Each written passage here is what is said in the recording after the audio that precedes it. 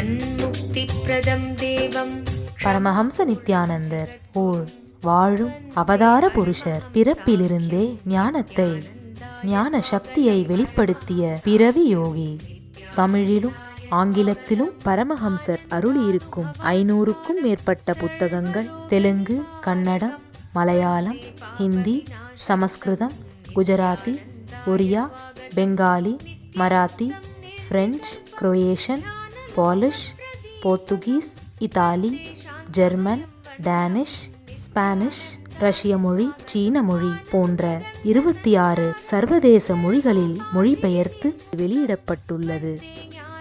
10,000 மணி நேரத்திற்கும் மேல் ஞான கருத்துக்களை மொழிந்துள்ள அரிய பேச்சாளர். லட்சக்கணக்கானவர்களுக்கு அன்னதானம், இலவச மருத்துவ வசதி, கல்வி உதவி, மேலும் உலகம் முழுவதிலும் 140க்கும் மேற்பட்ட இடங்களில் பள்ளிகள், ஆசிரமங்கள், ஆலயங்கள் மற்றும் மருத்துவமனைகள் அமைத்து ஒப்பற்ற சேவை செய்து வரும் சமூக சேவகர். லட்சக்கணக்கானவர்களுக்கு தலைவலி முதல் கேன்சர் வரை தனது தியான சக்தியால் தீர்த்து வைத்த தியான சிகிச்சையாளர். கோடிக்கணக்கான மக்களுக்கு உடல் நலம், மனவளம் ஆகியவற்றிற்கான கிரியைகளை வகுத்து தரும் கிரியா யோகி. கோடிக்கணக்கான மக்களுக்கு வாழ்வியல் பிரச்சனைகளுக்கான தீர்வுகளை தந்த வாழும் ஞானி. 151 நாடுகளில் தியான மையங்களோடும் விடுதி, Tiruvannamalai, Rajapalayam, Salem, Hyderabad, Varanasi, loss Angeles, Seattle, Ohio, San Jose, Phoenix ஆகிய சர்வதேச நாடுகளிலும் ஆசிரம கிளைகளோடும் நடந்து வரும்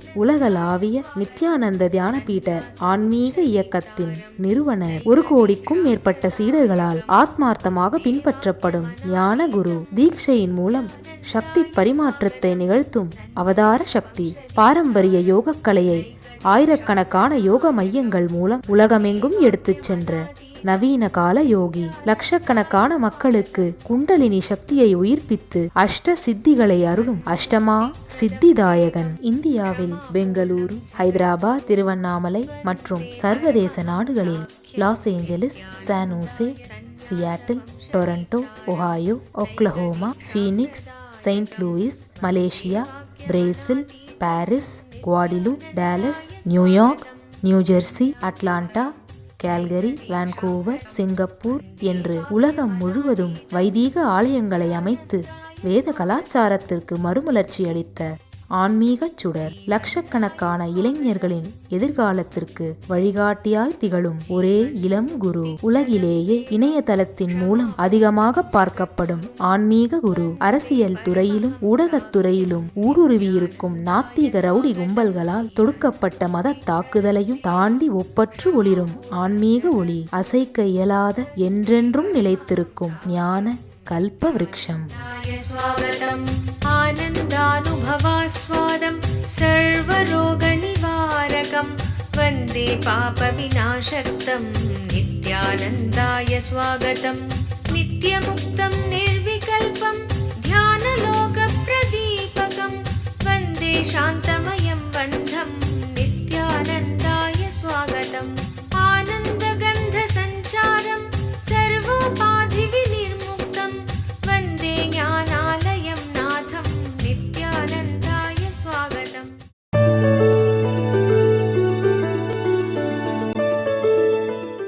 சுவாமிஜி, தியான சிகிச்சை என்றால் என்ன என்று எங்களுக்கு புரியும்படி விளக்கம் தர முடியுமா? ஆழ்ந்து ஓரிரு அறிவியல் கருத்துக்களையும் ஆன்மீக சத்தியங்களையும் புரிந்து கொண்டீர்களானால் இந்த தியான சிகிச்சை என்பதை பற்றிய முழுமையான உண்மை உங்களுக்குள் புரியும், உங்களுக்குள் மலரும். குவாண்டம் பிசிக்ஸ்ல என்டாங்கிள்மெண்ட் அப்படிங்கிற ஒரு வார்த்தையை யூஸ் பண்றார்கள். இந்த என்டாங்கிள்மெண்ட் அப்படிங்கிற வார்த்தையை நாம் ஆழ்ந்து புரிந்து கொள்ள வேண்டும். அப்படின்னா என்னன்னா, ஒரு இன்டென்ஸான சக்தி இன்னொரு சக்தியோடு அருகாமைக்கு வரும் பொழுது இரண்டும் ஒரே அதிர்வு அலைக்குள் அதிர துவங்குகின்றது. இன்னும் ஆழமாக புரிந்து கொள்ளணும்னா, ஒரு உயர்ந்த சக்தி உடைய உணர்வுடைய நபருக்கு அருகாமையில் நீங்கள் வரும்பொழுது உங்களை அறியாமலேயே உங்களுடைய உணர்வும் அதே உயர்ந்த உணர்வு நிலைக்குள் செல்லுகின்றது. இதுதான் என்டாங்கிள்மெண்ட்னு சொல்றாங்க. இதை பல்வேறு விதத்தில் அறிவியல் பூர்வமாக பல்வேறு விஞ்ஞானிகள் நிரூபிக்கிறார்கள். ஒரு இயற்பியல் விஞ்ஞானி அமித் கோஸ்வாமின்னு ஒருத்தர் பிசிக்ஸ் ஜேர்னல்ல ஒரு அழகான அவருடைய அறிவியல் ஆராய்ச்சியை பற்றி கட்டுரை எழுதியிருக்கார். அதை புரிந்து கொள்வோம். அது 2 நபர்களை அமர்ந்து தியானம் செய்ய வைத்துவிட்டு பிறகு அவர் இருவரையும் தனித்தனி அறையில் அமர வைத்து தியானம் செய்ய வைத்துவிட்டு அந்த தனித்தனி அறையில் அவர்கள் இருக்கும்போது ஒருவரை ஒருவர் பார்த்து கொள்ளவோ அல்லது ஒருவரை ஒருவர் கேட்டுக்கொள்ளவோ சாத்தியமில்லை. அந்த மாதிரி தனித்தனி அறையில் அமர வைத்து தியானம் செய்யும் பொழுது ஒருவருடைய கண் முன்னால உயர்ந்த ஒளியை உருவாக்கும் பொழுது, அதாவது ஒரு லைட் ஆன் பண்ணி ஆஃப் பண்ணும் பொழுது அவருடைய பிரெயின்ல இந்த லைட்டை பார்க்கறதுக்கான சிக்னல்ஸ் உருவாகுது. அதே வினாடியில் அடுத்த அறையில் தியானம் செய்கின்ற அந்த நபருடைய பிரெயினுக்குள்ளும் அவர் ஒளியை பார்க்காவிட்டாலும் அவர் கண் முன்பாக அந்த ஒளியை காட்டாவிட்டாலும் இவர் மூளையில் நடந்த அதே அதிர்வு அவருடைய மூளையிலும் நடக்கின்றது. ஆழ்ந்து புரிந்து கொள்ளுங்கள். இருவரை ஒன்றாக அமர வைத்து தியானம் செய்ய வைக்கின்றார். பிறகு இருவரையும் தனித்தனி அறையில் அமர வைத்து தியானம் செய்ய வைக்கின்றார். இருவரும் தனித்தனி அறையில் அமர்ந்து தியானம் செய்யும் பொழுது ஒருவருடைய அறையில் மட்டும் உயர்ந்த ஒளி வெளிச்சத்தை உருவாக்கி அணைக்கின்றார்கள். ஒரு வினாடிக்கு உருவாக்கி அணைக்கின்றார்கள். அந்த ஒளி வெள்ளத்தை உருவாக்கும் பொழுது யாருடைய அறையிலே ஒளி வெள்ளம் உருவாக்கப்பட்டதோ அவருடைய மூளையில் இந்த ஒளியை உள்வாங்குவதற்கான நிகழ்வு நடைபெறுகின்றது. அவருடைய மூளையில் இந்த அதிர்வுகளில் இந்த ஒளி பிரதிபலிக்கின்றது. அதே நேரத்தில் ஒளி ஏற்படுத்தப்படாத அறையில் இருக்கின்ற நபருடைய மூளையிலும் அதே அதிர்வு உருவாகின்றது. இதுல இருந்து என்ன தெரியுதுன்னா, நீங்கள் ஆழமா அந்த டியூன் ஆயிட்டீங்கன்னா 2 பேரும் ஒருவருக்குள் நடக்கின்ற அனுபவம் இன்னொருவருக்குள்ளும் தானாகவே நடக்கின்றது. சின்க்ரனிசிட்டின்னு சொல்லுவோம். ஆங்கிலத்திலே இதை சின்க்ரனிசிட்டின்னு சொல்வோம். இதே மாதிரி இன்னொரு உதாரணம், ஒரு பெரிய சுவற்றிலே பெண்டுலம் உடைய கடிகாரம், அந்த காலத்தில் பார்த்துருப்பீங்க. இந்த கடிகாரத்திலே ஒரு பெண்டுலம் ஆடிக்கொண்டே இருக்கும். குண்டு நூல்னு சொல்றதை விட பெண்டுலம் சரியான வார்த்தை. ஒரு சுவற்றிலே 100 பெண்டுலம் உடைய கடிகாரங்கள் 100ஐ மாட்டிவிட்டு ஒவ்வொரு பெண்டுலத்தையும் வேறு வேறு நேரத்தில் நீங்கள் துவக்கிவிட்டாலும் கூட, வேறு வேறு வேகத்தில் ஆடவிட்டாலும் கூட, ஒரு 5 நிமிடங்களுக்குள் எல்லா பெண்டுலங்களும் ஒரே வேகத்தில் ஒரே விதமாக ஒரே டியூன்ல மூவ் ஆயிட்டு இருக்கும். உங்களுக்கு ஆச்சரியமா இருக்கும். ட்ரை பண்ணி பாருங்க. ஒரு சுவற்றில் 100 பெண்டுல கடிகாரங்களை தொங்க விட்டு இந்த பெண்டுலங்களை வேறு வேறு நேரத்தில் வேறு வேறு வேகத்தில் அசையுங்கள். சில நிமிடங்களுக்குள்ளாகவே எல்லா பெண்டுலமுமே ஒரே வேகத்திற்கு வந்து முழுமையாக மிக ஆழமாக ஒரே முறையில் இயங்கும்.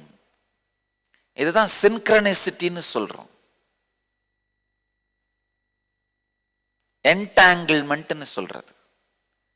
அதே போல உயர்ந்த உணர்வு நிலையிலே ஞான அதிர்வலையிலே மூழ்கி இருக்கின்ற ஒரு ஞானியின் சாநித்தியத்தில், அவதார புருஷனின் சாநித்தியத்தில் நீங்கள் வந்து அமரும் பொழுது உங்களை அறியாமலேயே உங்களுடைய உணர்வு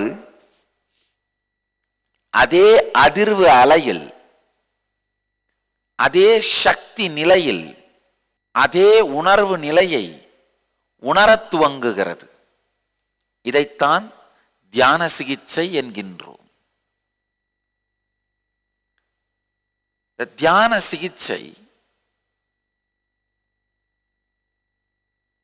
ஆழமான நிலைகளுக்கு செல்லும் பொழுது உங்களுக்குள் அது ஆழமான மாற்றங்களையும் உருவாக்கும்.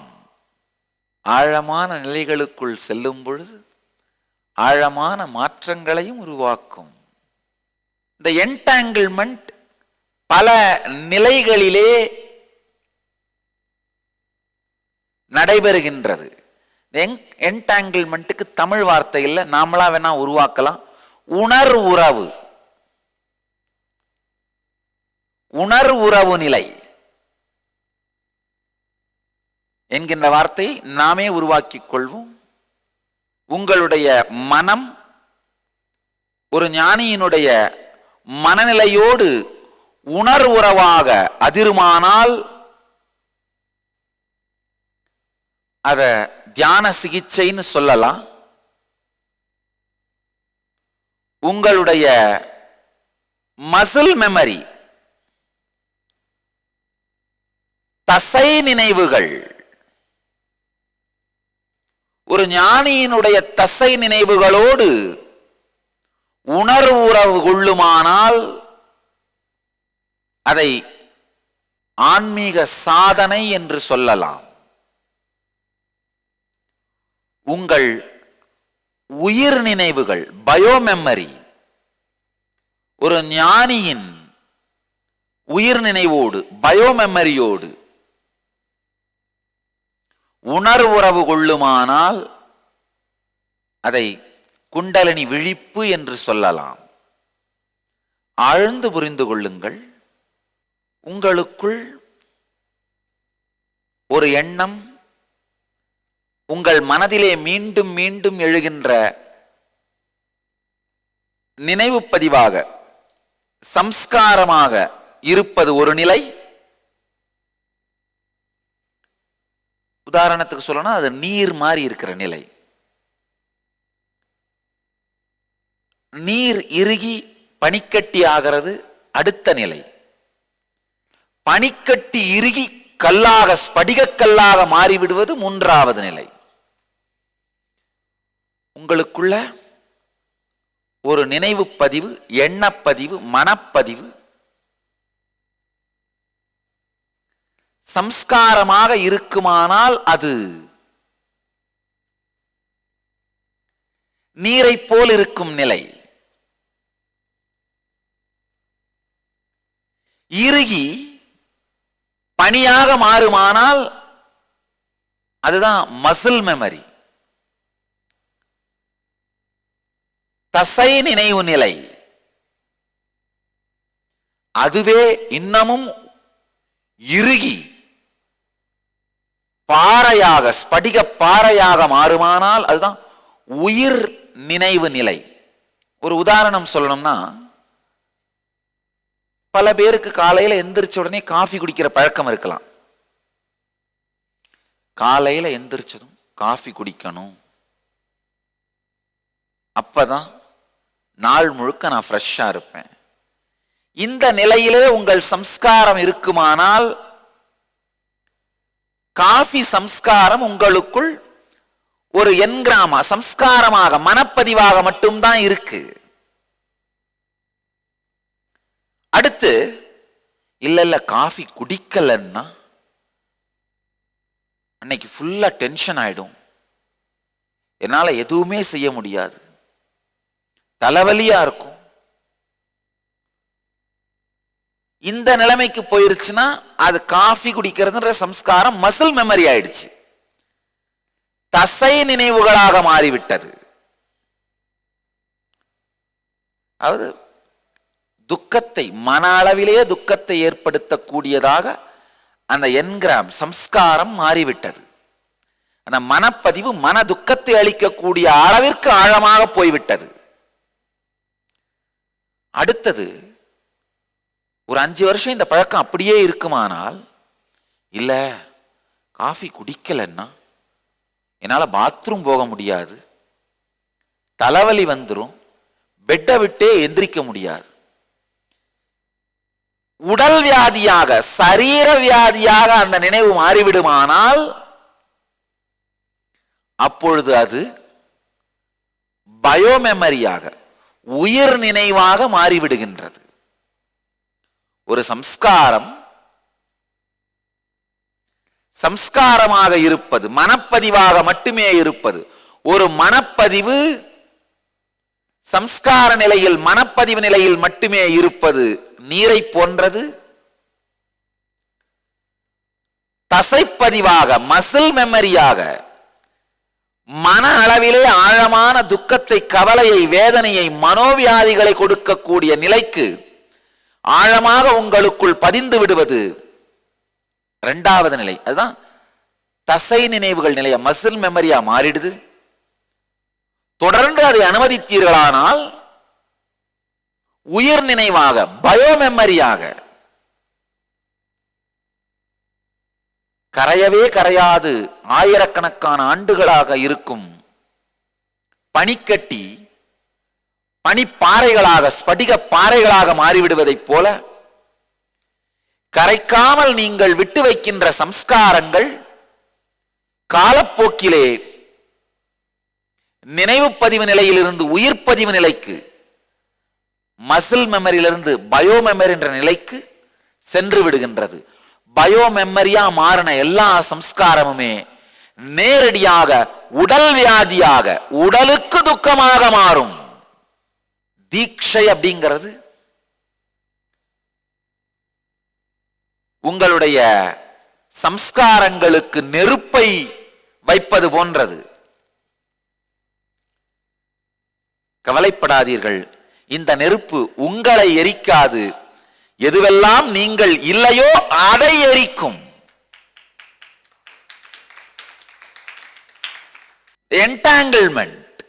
என்டாங்கிள்மெண்ட்னா உணர்வு உறவு.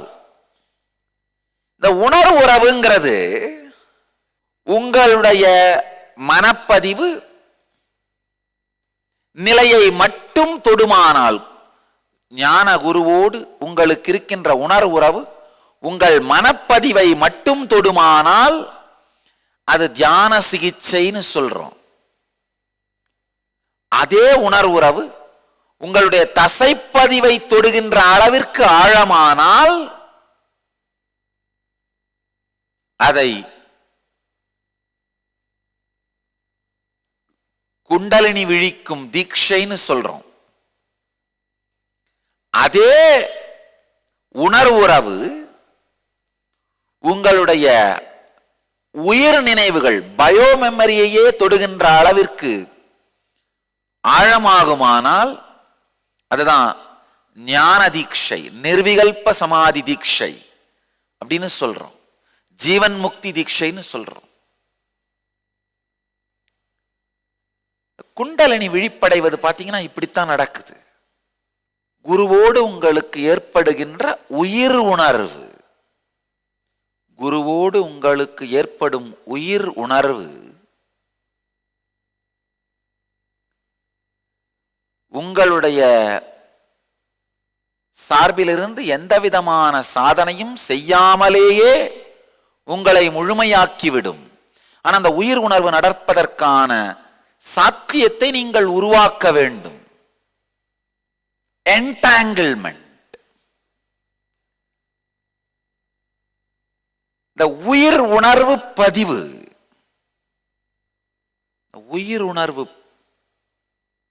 உறவு, உயிர் உணர் உறவு, உணர் உறவு உங்களுக்கும் உயர்ந்த ஞான சக்திக்கும் இடையிலே நடக்கின்ற உணர் உறவைத்தான் என்டாங்கிள்மெண்ட்னு இங்கிலீஷ் சொல்றோம்.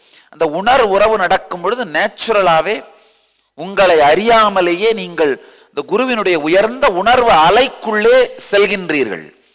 இந்த உயர்ந்த உணர்வு அதிர்வுக்குள்ளே முழுகுகின்றீர்கள். அப்ப தானாகவே உங்களுடைய குண்டலினி சக்தியும் குருவினுடைய குண்டலினி சக்தியை போல உயர்ந்து எழும்புகிறது. உயர்ந்து எழும்புகின்ற குண்டலினி சக்தி உங்கள் உடலையும் மனதையும் உணர்வையும் ஒரு ஞான குரு அவதார புருஷன் வாழுகின்ற அதே உணர்வு நிலைக்குள் எடுத்து சென்று விடுகின்றது. சில நேரத்தில் நம்முடைய ஹீலர்கள், தியான சிகிச்சை தீட்சை பெற்றவர்கள் ஹீல் பண்றாங்களே, அதை பத்தி பல பேருக்கு டவுட் உண்டு. சில பேர் கேட்கறது உண்டு, ஹீலருங்க எப்படி சாமி ஹீல் பண்றாங்க?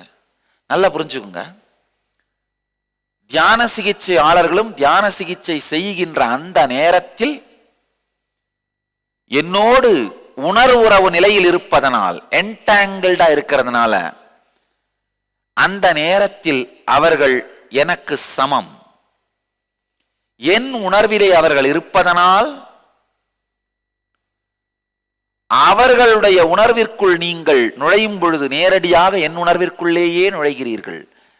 இது எப்படின்னா, ஒரு 100 கடிகாரத்தை, பெண்டுலங்கடிகாரத்தை ஒரு செவத்துல மாட்டும் பொழுது சில நிமிடங்களுக்குள்ள 100 பெண்டுலமுமே ஒரே டியூனுக்கு வந்துடுற மாதிரி, என்னுடைய ஹீலர் ஒரு பெண்டுலங்கடிகாரம், நீங்க ஒரு பெண்டுலங்கடிகாரம், ரெண்டையும் பக்கத்துல பக்கத்துல வச்சோம்னா ரெண்டுமே ஒரே டியூன், சின்க்ரனிசிட்டிக்கு வந்துடும். முழுமையாக இந்த உறவு நடந்து விடுகின்றது. அதே மாதிரிதான் பிராண பிரதிஷ்டை செய்யப்பட்ட விக்கிரகங்களும் பிராண பிரதிஷ்டை செய்தவருடைய உறவிலேயே அதே அதிர்வலையிலேயே நிலை பெறுகின்றது. ராமேஸ்வரத்திலே ராமச்சந்திர பிரபு ஸ்ரீராமன் சிவலிங்கத்தை பிராண பிரதிஷ்டை செய்து வழிபடுகின்றார். அங்கிருக்கின்ற அந்த ராமநாத சுவாமி ஸ்ரீராமனுடைய ஆழ்ந்த உணர்வு நிலையான பூரணமான பிரபஞ்ச பெருஞ்சக்தி என்கின்ற அதிர்வலையோடு உறவு கொண்டு அதே நிலையை வெளிப்படுத்துகின்றது. அதனால்தான் நீங்க யார் ராமநாதரை சென்று வழிபட்டு அங்கு ராமநாதர் திருமேனியோடு உறவை ஏற்படுத்தினீர்களானாலும் நேரடியாக ராமனுடைய உள்ளுணர்வான பூரணமான ஞான நிலையோடு உறவை ஏற்படுத்திக் கொள்ளுகின்றீர்கள். அதே போல் துவாரகையிலே கிருஷ்ணன் பிரதிஷ்டை செய்த கிருஷ்ணேஸ்வரன் இருக்கின்றார். அங்கு சென்று கிருஷ்ணேஸ்வரனோடு உங்கள் உறவை ஏற்படுத்திக் கொண்டீர்களானால் நீங்கள் கிருஷ்ணனுடைய உள்ளுணர்வாகிய பூரண ஞானத்தோடு உறவு நிலையில் இருப்பீர்கள். என்டாங்கிள்மெண்ட், கிருஷ்ணனுடைய இன்னர் ஸ்பேஸோட உங்களுக்கு அந்த என்டாங்கிள்மெண்ட் நடக்கும். அதே போல அகத்தியர் பிரதிஷ்டை செய்த திருமேனியோடு ஈசனோடு உறவு கொள்வீர்களானால் நீங்கள் அகத்தியருடைய உள்ளுணர்வாகிய ஞான நிலையோடு உறவை அடைகின்றீர்கள். என்டாங்கிள்மெண்ட் நடக்குது. திருவண்ணாமலையிலே ஆதி அண்ணாமலை என்கின்ற ஒரு சிவாலயம் இருக்கின்றது. அந்த ஆதி அண்ணாமலை, ஆதி அருணாச்சலேஸ்வரர் ஆலயம்னு சொல்வார்கள். அது அருணகிரி யோகீஸ்வரரே பிரதிஷ்டை செய்த திருமேனி. திருவண்ணாமலை அருணாச்சலேஸ்வரர் ஆலயம் அருணகிரி யோகீஸ்வரரின் ஜீவ சமாதியின் மீது இருக்கும் ஆலயம். ஆனால் ஆதி அருணாச்சலேஸ்வரர் ஆலயம் அருணகிரி யோகீஸ்வரர் திருமேனியிலே வாழ்ந்த பொழுது, அவர் உடலோடு இருந்த காலத்திலே அவரே பிரதிஷ்டை செய்து வழிபட்ட திருமேனி ஆதி அருணாச்சலேஸ்வரர் ஆலயம். ஆதி அருணாச்சலேஸ்வரர் ஆலயத்திற்கு சென்று அங்கிருக்கும் ஆதி அருணாச்சலேஸ்வரன் திருமேனியோடு நீங்கள் உணர்வீர்களானால், என்டாங்கிள்மெண்ட் உறவு கொள்வீர்களானால், அருணகிரி யோகீஸ்வரருடைய அந்தராத்மாவோடு உள்ளுணர்வு நிலையோடு சிவநிலையோடு நீங்கள் உறவு கொள்கிறீர்கள். நல்லா ஆழமா புரிஞ்சுங்க. நம்முடைய மனக்குப்பைகளை தொடர்ந்து சுத்தமாக்குவதற்காகத்தான் ஆலய வழிபாட்டையே நம்முடைய முன்னோர்கள் செய்து வைத்தார்கள். வளர்ந்த நாடுகள், அமெரிக்கா, யூரோப் மாதிரி நாடுகளில் பார்த்தீங்கன்னா, வெளிக்குப்பையை வெளியேற்றதும் பெரிய வேலை, உள்குப்பையை வெளியேற்றதும் பெரிய வேலை. வெளியில் இருக்கிற பெரிய நகரத்து குப்பையெல்லாம் கலெக்ட் பண்ணி சின்ன நகரத்தில் எடுத்து போய் கொட்டுவார்கள்.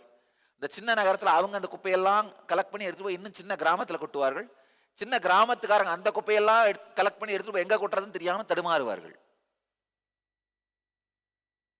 குப்பை கொட்டுற இடம் கிடைக்காம மேலை நாடுகளில் கோடிக்கணக்கான ரூபாயை செலவு செய்கிறார்கள். அதே மாதிரிதான் மேலை நாடுகளில், வளர்ந்த நாடுகள் இந்த உள்ளுலக குப்பையை கொட்டுறதுக்கும் இடம் கிடைக்காம படாத பாடுபடுறார்கள். கணவன் என்ன பண்ணுவான், ஆபீஸ்ல சேர்ற எல்லா உள்ளுலக குப்பையையும் எடுத்துட்டு வந்து வீட்டில் மனைவி மேல கொட்டுறது, மனைவி அவங்களுக்கு சேர்ற எல்லா உள்ளுலக குப்பையும் எடுத்து போய் குழந்தைங்க மேல கொட்டுறது, குழந்தைங்க அது எல்லா உள்ளுலக குப்பையும் எடுத்துட்டு போய் வீட்டில் வளர்ற செல்ல பிராணிகள் மேல கொட்டுறது. அந்த நாய் என்ன பண்ணும், அந்த எல்லா மனக்குப்பையும் எடுத்து உங்களே திருப்பி கடிச்சு வச்சிரும். நீங்க அதுக்கப்புறம் அந்த உள்ளுலக துக்கம் தாங்காம சைக்கியாட்ரிக் டாக்டர்கிட்ட போய் அவர்கிட்ட உங்க மனக்குப்பையை கொட்டுவீங்க. அவர் இந்த குப்பையெல்லாம் பல பேர் குப்பையை வந்து கொட்டி கொட்டி கொட்டி அவருக்கு டிப்ரெஷன் வந்து அவர் இன்னொரு டாக்டர் கிட்ட போய் கொட்டுவாரு. அந்த டாக்டர் அவர் கலெக்ட் பண்ண குப்பையெல்லாம் தாங்க முடியாம இன்னொரு டாக்டர் போய் கொட்டுவாரு. இந்த மாதிரி டாக்டர் மாத்தி டாக்டர், டாக்டர் மாத்தி டாக்டர், டாக்டர் மாத்தி டாக்டர், கடைசியில எங்கத்தான் போய் எல்லா குப்பையும் கொட்டுறதுன்னு யாருக்குமே தெரியாம தடுமாறி துக்கத்திலே இருக்கிறார்கள்.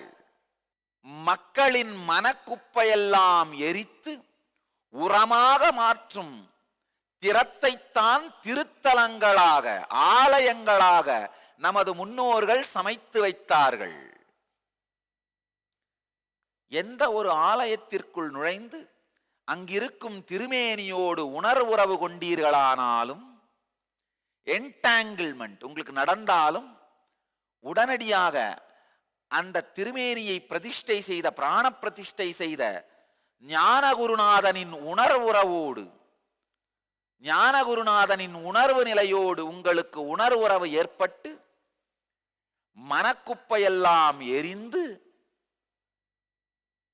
உரமாக மாறி உணர்வு ஸ்திரமாக மாறுகின்றது. என்டாங்கிள்மெண்ட் அப்படின்னு சொல்ற உணர்வு உறவு,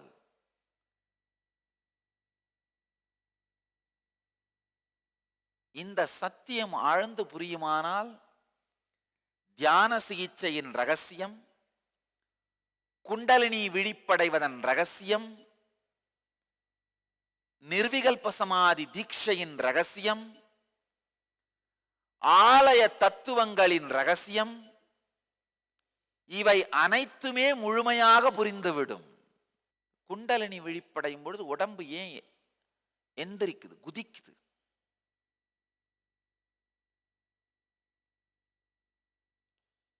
ஏன் இந்த உடல் விண்ணில் கிளம்புகிறது? இந்த சத்தியத்தை ஆழ்ந்து புரிந்து கொள்ளுங்கள். இதற்கு பிறகு, இதற்கு மேல் குண்டலினி விழிப்பை பற்றி, உடல் பூமியில் கிளம்புவதை பற்றியெல்லாம் நாம் தைரியமாகவும் தெளிவாகவும் எந்தவிதமான பயமும் இல்லாமல் தமிழ்நாட்டிலும் பேசலாம். குண்டலினி விழிப்படையும் பொழுது உடல் உயரே கிளம்புவதற்கான காரணம் என்ன, அதை பற்றிய சத்தியம் என்ன, இதை ஆழ்ந்து புரிந்து கொள்ளுங்கள். நம்முடைய உடலுக்குள்ளே இருக்கின்ற ஆகாசம் கட்டாகாசம். கடம் என்றால் பாத்திரம், உடல் ஒரு பாத்திரம் மாதிரி. கடத்துக்குள்ளே இருக்கிற ஆகாசம் கட்டாகாசம். நம்மை சுற்றி இருக்கின்ற ஆகாசம் சிதாகாசம். பிரபஞ்ச பெருவெளியான ஆகாசம் பராகாசம். நம்மை சுற்றி இருக்கின்ற ஆகாசத்தை விட, அதாவது சிதாகாசத்தை விட கடாகாசம் அழுத்தம் அதிகமானதாக, எடை அதிகமானதாக இருந்தால் தரையோடு நாம் இருப்போம். உள்ள இருக்கிற இந்த கடாகாசம் எண்ணம் குறைந்து உணர்வு பொங்கி அழுத்தம் கரைந்து லேசானதாக மாறுமானால் சிதாகாசத்தை விட கடாகாசம் லேசானதாக மாறுமானால் உடல் மேலெழும்பும். சிதாகாசத்தை விட கடாகாசம் லேசானதாக மாற வேண்டுமானால் உள்ளே பொங்குகின்ற எண்ணங்கள் குறைந்து குண்டலினி சக்தி மலர வேண்டும். சாமி, இந்த குண்டலினி விழிப்படைய செய்யும் பொழுது உங்களுக்குள்ள அதை தான் செய்கிறேன். அந்த சில நிமிடங்களுக்கு உங்கள் உள்ள இருக்கிற எண்ணங்களின் அளவை குறைத்து சிதாகாசத்தை விட கடாகாசத்தை லேசானதாக்குறேன். பலூனுக்குள்ள கேஸ் நிரப்பினா, லைட்டான எடை குறைவான கேஸ் நிரப்பினா பலூன் பறக்கிற மாதிரி உங்களுக்குள்ள லேசான உணர்வை நிரப்பும் போது அப்படியே உடம்பு மேல் எந்திரிக்குது. அதுதான் நடக்குது. அது தீட்சை. மீண்டும் மீண்டும் அந்த லேசான உணர்விற்குள்ளேயே இருக்க துவங்குவீர்களானால் நீங்கள் ஜீவன் முக்த தன்மையை வாழத் துவங்குகிறீர்கள். ஜீவன் முக்த தன்மையை வாழுதல், ஜீவன் முக்த தன்மையை வாழுகின்ற அந்த உணர்வு நிலை நமக்குள் மலரும் பொழுது தானாகவே உடல் பூமியிலிருந்து ஆகாயத்தில் எழும்புதல் என்பது நடைபெறுகின்றது.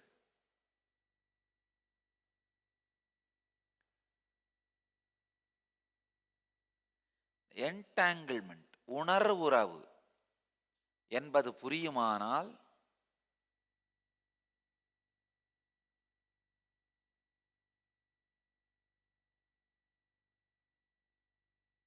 தீட்சை, குண்டலினி சக்தியை உயிர்ப்பித்தல், உபனிஷத், நிர்விகல்ப சமாதி தீட்சை, ஆலய வழிபாடு என்கின்ற இந்த எல்லா சத்தியங்களுமே புரிந்துவிடும். உங்கள் எல்லோரையும் நித்யானந்தத்தில் நிறைந்து, நித்யானந்தத்தில் மலர்ந்து, நித்யானந்தத்தில் கரைந்து, நித்யானந்தமாகிட ஆசீர்வதிக்கின்றேன். நன்றி. ஆனந்தமாக இருங்கள். நித்யானந்த தியானபீடம், நித்யானந்தபுரி ஆஃப் மைசூர் ரோடு, விடுதி, பெங்களூர். 9742203311 08027202084.